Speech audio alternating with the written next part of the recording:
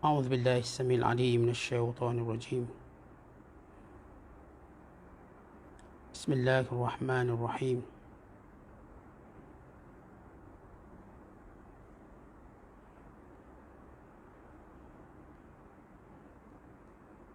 بسم الله الرحمن الرحيم.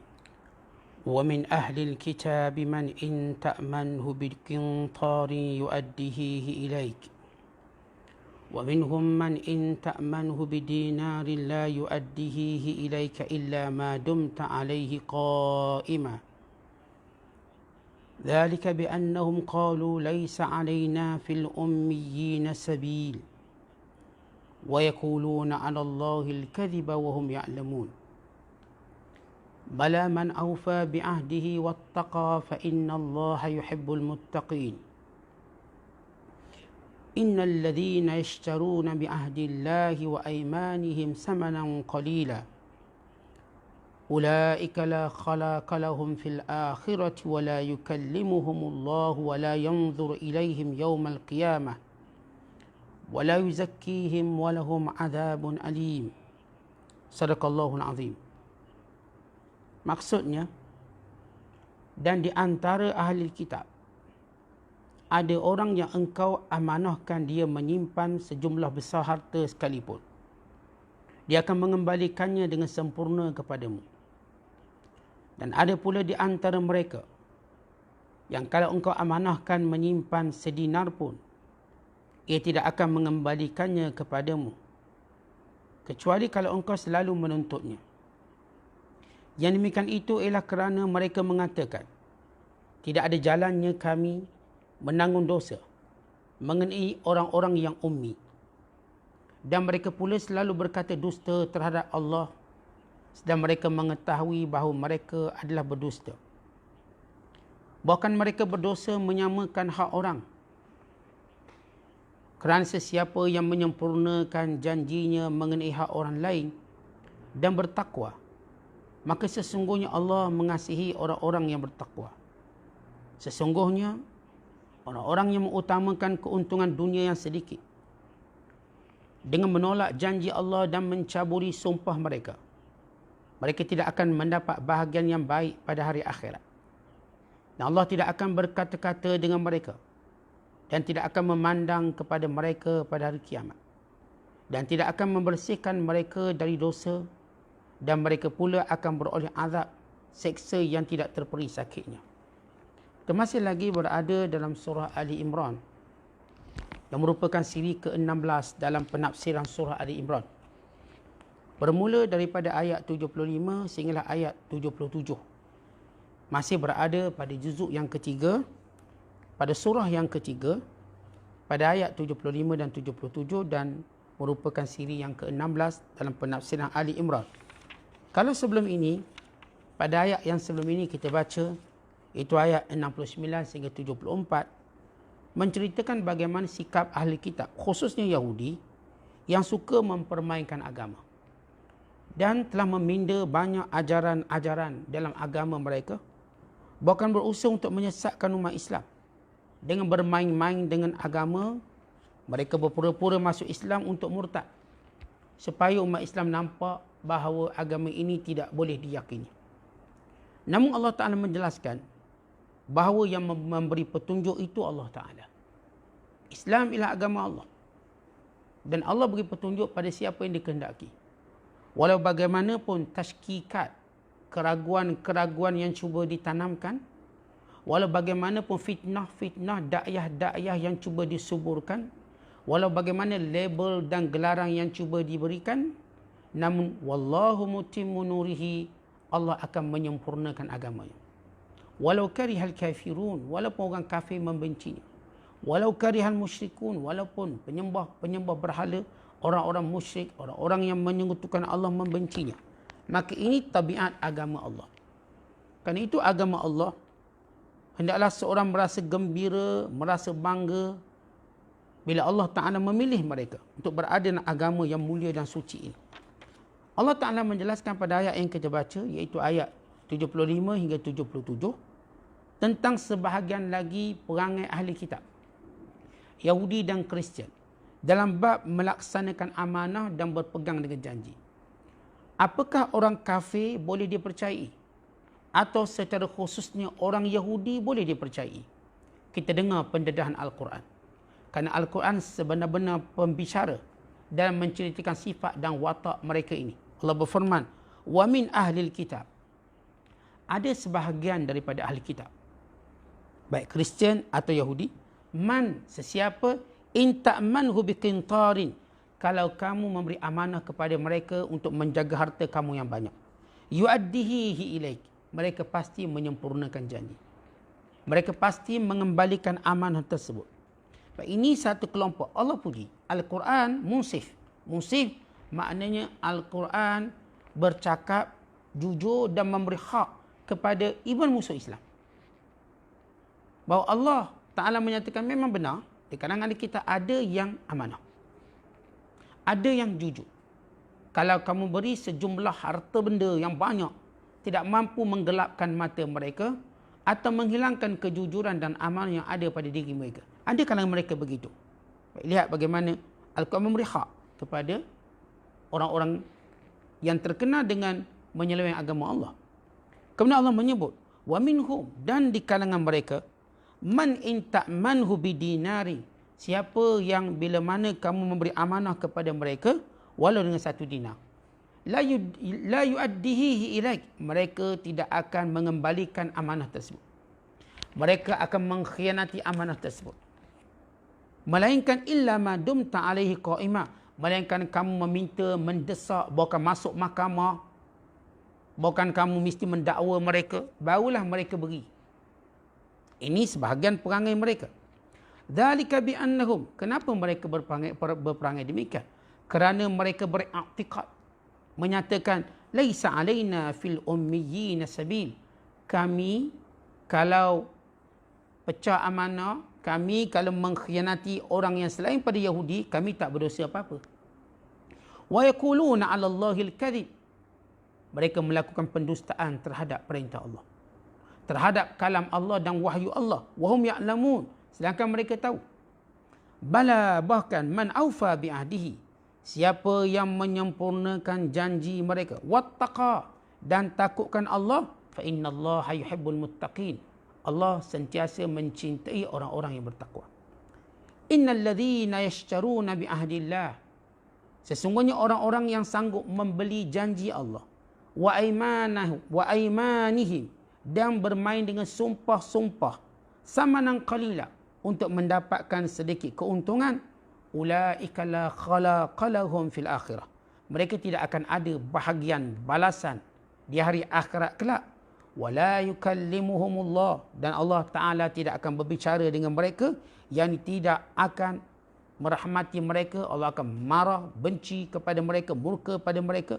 Wala yanzur ilaihim, dan Allah tak akan memuliakan mereka, mengasihani mereka. Yaumal qiyamah, pada hari kiamat kelak. Wala yuzakkihim, yakni Allah Ta'ala tidak akan membersihkan mereka daripada dosa. Walahum adzabun alim, bagi mereka azab yang menyakitkan. Baik, ini makna secara umum. Kalau kita dapat beri satu penafsiran mudah untuk tuan-tuan dan penonton semua faham. Maksudnya, orang kafir paling baik sekali siapa? Paling baik ahli kitab. Paling baik sekali lah, sebab mereka ada pegangan kitab. Mereka ada Taurat, mereka ada Zabur. Berbanding orang kafir yang berpegang dengan totally nafsu. Artinya orang-orang kafir ini mereka ada darjat, mereka ada peringkat-peringkat. Ada orang kafir yang kita katakan bertuhankan hawa nafsu. Ini kelompok-kelompok etis. Ada yang bertuhankan berhala, patung-patung dan sembahan. Ini satu kelompok. Dan ada yang kita katakan berpegang pada Taurat, berpegang pada Injil, namun mereka mengubahnya, namun mereka menokok tambahnya, mereka mengurangkannya, mereka tambahnya, maka ini perangai mereka. Ini kelompok-kelompok orang kafir. Ada kelompok saya katakan bertuhankan hawa nafsu. Ini etis. Ada kelompok bertuhankan berhala-berhala dan sekutu, syirik. Imam patung ke, batu besar ke, pokok besar ke, tak kira lah, syirik. Ada kelompok yang berpegang pada kitab. Mereka siapa? Kristian dan Yahudi. Mereka berpegang pada Taurat dan Injil. Baik, dan kelompok ini yang boleh kita ambil kira sikitlah dalam muamalah ialah kelompok yang mendakwa berpegang ahli kitab. Sebab mereka percaya kiamat. Mereka percaya pahala dosa. Mereka percaya tentang azab Allah. Mereka percaya tentang neraka. Mereka percaya pada hari selepas ini. Kerana kelompok-kelompok penyembah berhala tidak percaya akhirat. Mereka cuma percaya penjelmaan semula di atas dunia. Apa yang dinamakan sebagai konsep nirwana atau konsep istinsakh. Mereka akan menjelma kembali ke dunia. Penjelmaan semula. Ini golongan-golongan penyembah berhala. Dengan bahasa lain, mereka tak percaya akhirat lah. Ahli kitab Islam percaya kepada hari akhirat. Baik, kelompok-kelompok ini tuan-tuan sekalian, khususnya ahli kitab. Apakah kita boleh percaya mereka? Allah Ta'ala mendedahkan, ya segelintir mereka boleh kamu percaya. Tetapi kebanyakannya tak boleh percaya. Maka bagaimana hukumnya? Kita akan mengambil hukum secara umum. Bahawa kebanyakan mereka kita tak boleh percaya. Bila mana kita bermuamalah dengan mereka, maka kita kena berhati-hati. Kita kena berhati-hati khususnya perkara yang berkait dengan agama kita, hukum hakam kita, perkara yang berkait dosa pahala. Secara umumnya perlu diteliti. Maka Allah kata, wa inna min ahli kitab, ada di kalangan ahli kitab yang boleh kamu percaya. Maka kalau kita tengok sebagian ahli kitab yang boleh percaya, seperti Abdullah bin Salam. Dia sebelum memeluk Islam, maka sudah dipercayai. Bahkan dipuji oleh orang-orang Yahudi sebagai orang baik, anak orang yang baik. Pernah satu ketika seorang lelaki Quraisy meninggalkan kepada Abdullah bin Salam sebanyak, kita katakan, beratus ribu emas. Jadi beratus keping emas. Diberikan. Kita mungkin 300-400 keping emas. Namun Abdullah bin Salam langsung tidak mengambil sedikit pun, dia mengembalikannya. Ini sebelum Abdullah bin Salam memeluk Islam. Dan di antaranya ialah Sam'ul bin Adaya. Sam'un ataupun Sam'ul, atau dipanggil juga Samu'al bin Adiyah, seorang Yahudi yang juga terkenal dengan amanah. Baik, ini sekelompok. Tetapi kelompok-kelompok yang lain, kelompok yang mengkhianati amanah, yang sukar untuk mengembalikan amanah sesudah diberikan kepada mereka, melainkan perlu dibawa ke mahkamah, perlu diminta berulang kali, seperti Ka'ab bin Ashraf, seperti Fanhas bin Azura, dan juga seumpama perangai mereka ini, yang bila mana mereka diberi amanah untuk dijaga, mereka khianat. Maka sebab kenapa mereka khianat, mereka kata bahawa kitab Taurat membenarkan kami untuk mengkhianati mana-mana penyembah berhala, mengkhianati mana-mana orang Arab ummi. Kisahnya tuan-tuan sekalian, mereka dah pegang lama benda ni, bahawa kalau sewaktu sebelum kedatangan Islam, maka penyembah berhala banyak, ramai. Sebenarnya tanah Arab. Jadi orang-orang Yahudi juga terlibat dengan perniagaan. Maka orang-orang Quraisy yang waktu itu menyembah berhala, lalu mereka menyimpan amanah di sisi orang Yahudi. Tapi bila mereka minta balik, mereka tak dapat. Kerana Yahudi menganggap Taurat membenarkan mereka untuk mengkhianati mana-mana orang yang disebut penyembah berhala. Mereka kata ini dalam Taurat. Sedangkan Allah Ta'ala menyatakan bahawa tidak pernah Allah Ta'ala turunkan wahyu dalam Taurat yang membenarkan pengkhianatan kepada siapa pun. Wa imma kepada penyembah berhala, wa imma kepada orang Yahudi. Siapa pun bila dia beri amanah, kita kena tunaikan amanah. Inilah dia Islam. Tapi Yahudi mendakwa boleh. Kisahnya tuan-tuan sekalian, bila ada seorang penyembah berhala, Quraisy, dia simpan amanah di si Yahudi, kemudian dia pun memeluk Islam. Bila memeluk Islam, dia minta balik barang dia. Yahudi kata tak boleh. Kerana kami tidak berdosa mengkhianati amanah kami. Maka Allah Ta'ala turunkan ayat ini bagi mendustakan perbuatan mereka. Allah kata, وَيَقُولُونَ عَلَى اللَّهِ الْكَذِبُ وَهُمْ يَعْلَمُونَ. Allah tidak pernah menurunkan wahyu bahawa boleh mengkhianati mana-mana manusia. Tentang dalam Islam, seorang bila beri amanah pada kita, tak kira lah Buddha ke, Hindu ke, dia beri amanah, kita mesti wajib menyempurnakan amanah. Inna Allah ya'murukum an tu'addul amanati ila ahliha. Allah memerintahkan kamu menyempurnakan amanah kepada empunyanya. Kita dalam Islam, sebab itu kalau kita lihat, kenapa rahsia, kenapa Nabi bermuamalah dengan orang Yahudi untuk menunjukkan Nabi amanah menyampaikan kembali hak mereka. Nabi pernah berhutang dengan Yahudi, Nabi kembalikan semula. Nak beritahu bukanlah satu syariat. Mempergunakan agama untuk kamu kata agama kami suruh menzalimi orang tu orang ni. Agama tidak pernah menyuruh menzalimi sesiapa. Apatah lagi Islam, apatah lagi wahyu Allah. Islam mengharamkan kita menzalimi siapa pun. Bukan Islam ke, orang tu musuh Islam ke, kita tak akan zalim mereka. Kita cuma melakukan hak yang patut mereka dapat. Kerana itu Nabi SAW bersabda, Allah Ta'ala berfirman dalam hadis kursi, Allah Ta'ala menyatakan, Inni haramtu zulma ala nafsi. Aku telah mengharamkan kezaliman pada diriku sendiri. Fala tazalamu. Maka jangan kamu saling zalim menzalimi. Ya, Islam membela orang-orang yang dizalimi. Bahkan dalam hadis menyebut bahawa doa orang yang dizalimi mustajab walaupun dia bukan Islam. Ittaqu da'watal mazlum wa in kana kafiran.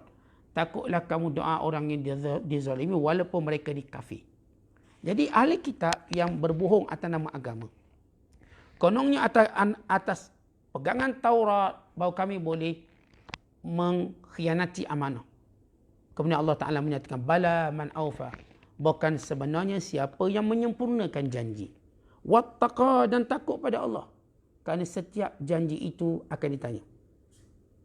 Al-ahdu mas'ul. Setiap janji, setiap amanah, setiap perkara yang kita buat Allah Ta'ala akan tanya. Kerana itu kita mesti takut kepada Allah. Mesti fikirkan pahala, fikirkan dosa. Mesti fikirkan bukan di sini sahaja, bukan di hari kemudian. Fa inna Allah yuhibbul muttaqin. Orang-orang yang takutkan Allah. Orang-orang yang takutkan dosa, takutkan azab. Mengharapkan pahala, mengharapkan syurga, Allah Ta'ala suka kepada orang yang bertakwa. Kemudian Allah menyebut, Innal ladhina yashtaruna bi ahdillahi wa aymanihim samanan qalila. Sesungguhnya orang yang sanggup menjual janji-janji Allah dan sumpah-sumpah mereka untuk mendapat keuntungan yang kecil. Ini juga watak mereka, orang-orang Yahudi. Di mana mereka sanggup bersumpah untuk apa sahaja yang menjadi keuntungan mereka. Satu ketika, ada seorang lelaki namanya Ash'as radhiyallahu ta'ala anhu. Dia ini telah meninggalkan amanah kepada orang Yahudi dengan sekeping tanah, sebidang tanah. Tiba-tiba Yahudi mendakwa bahawa tak pernah pun aku diberi ataupun diminta jaga tanah, aku tak pernah. Fajahadani, dia tak mengaku. Tanah tu Ash'as minta Yahudi tu jaga. Yahudi mendakwa tak, aku tak pernah jaga tanah sesiapa, tetapi ini tanah aku. Lalu Ash'as datang menemui Nabi sallallahu alaihi wasallam. Nabi berkata, Alaka bayyinah, apakah kamu ada bukti? Wahai Ash'as, jawab Ash'as, la, tak ada. Faqala lil Yahud. Lalu Rasulullah sallallahu alaihi wasallam berkata pada Yahudi, ihlif, bersumpahlah kamu. Lalu Ash'as berkata, ya Rasulullah, orang Yahudi ni dia tak pernah takut untuk bersumpah. Nanti dengan sumpah dia disanggup mengambil harta aku. Dia Yahudi ni tuan-tuan, dia tak kira main nama Allah ke, lanyak nama Allah ke, yang penting dia dapat bahagian di dunia. Walaupun Yahudi ni tuan-tuan dalam pegangan Taurat percaya akhirat, tetapi apa yang mereka percaya cuma kata-kata, realiti. Hati mereka, tindakan dan perbuatan mereka hanyalah hendak hidup di dunia. Mereka langsung tak pernah fikir akan adanya akhirat walaupun benda tu ada dalam kitab Taurat. Mereka bukan sekadar meminda, mengubah, menokok tambah. Last sekali, kepercayaan mereka pada Taurat pun tak ada. Ini kesan. Allah azab, Allah tutup pintu hati mereka. Dek, kerana mereka suka meminda-minda, menokok tambah, melambat-lambatkan perintah Allah. Akhirnya Taurat itu sendiri mereka tak percaya. Sampai peringkat mereka buat kitab baru pula namanya Talmud. Kan itu Yahudi ialah umat bangsa yang tak pernah boleh kita pegang walau dia bersumpah. Kan itu sejarah menunjukkan, contoh daripada mula pembentukan negara haram Israel Yahudi 1948 sehingga pembesaran sempadan tahun 1967 dengan kemenangan peperangan 6 hari. Dan demikian juga selepas mereka membesarkan wilayah mereka. Mereka telah memeteri perjanjian, beratus perjanjian, semuanya mereka lawan. Semuanya mereka ingkari. Cara mudah mereka ingkari, bila presiden tadi memeteri perjanjian dengan orang Islam, Filastin, Mesir, Jordan atau sebagainya, maka mereka jatuhkan presiden ini untuk naikkan presiden baru. Lalu presiden baru berkata, dia perjanjian itu pada presiden lama, bukan presiden baru. Lalu buat lagi perjanjian. Demikian mereka ulang dan ulang sehingga perangai mereka ini tuan-tuan menolak kebenaran. Maka kita kenal watak Yahudi, lalu Allah Ta'ala kata, mereka nanti akhirat tidak ada langsung bahagian. Nanti di hari akhirat kelak, Allah tak akan pedulikan mereka. Allah akan hukum mereka. Allah tak akan ada kasih belas pada mereka dan bagi mereka azab sengsara yang dahsyat. Wallahu a'lam bissawab. Assalamualaikum warahmatullahi wabarakatuh.